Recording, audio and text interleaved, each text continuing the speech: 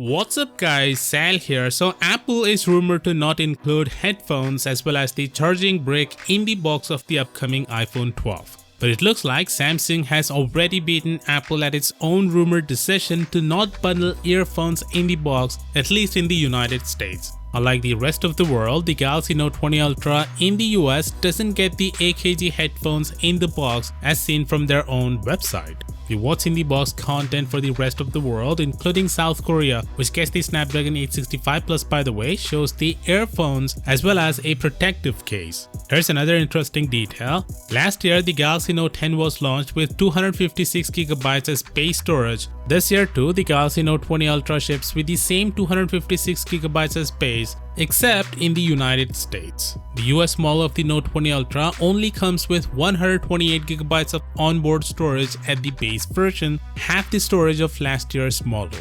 Samsung does provide a 512GB model as well, but upgrading to that model will cost you an extra $150. It's kinda weird and confusing market decision by Samsung, to be honest. The US will have an advantage over the Exynos region since they are getting a superior performing Note 20 Ultra, but it looks like Samsung is kinda leveling the playing field by offering the US consumers less storage and no AKG headphones, which by the way sounds amazing. Anyway, here's an update to the last video.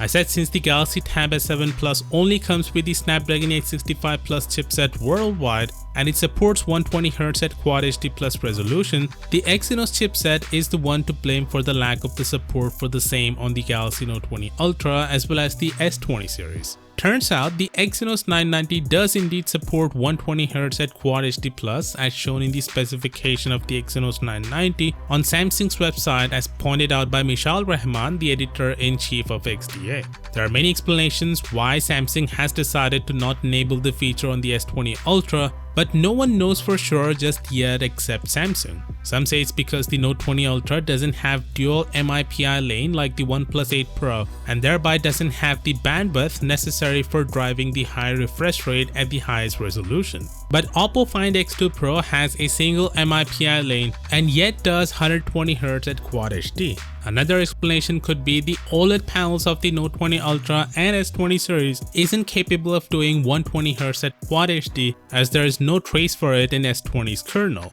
Some also say it's because of the memory, as in RAM, because it needs a faster memory to push 120 at Quad HD Plus, which I don't think is true. If that's the case, then why does OnePlus 8 Pro and Oppo Find X2 can do it with seemingly the same memory? The point is, no one knows exactly why they didn't enable 120Hz at Quad HD except Samsung, and I don't think they're ever gonna tell us, so we can just hope that at least next year Samsung flagships have the setting enabled right out of the box. Thankfully though, the Note 20 Ultra has an adaptive display, which means it should be around 10 to 15% better efficient than the display on the S20 Ultra.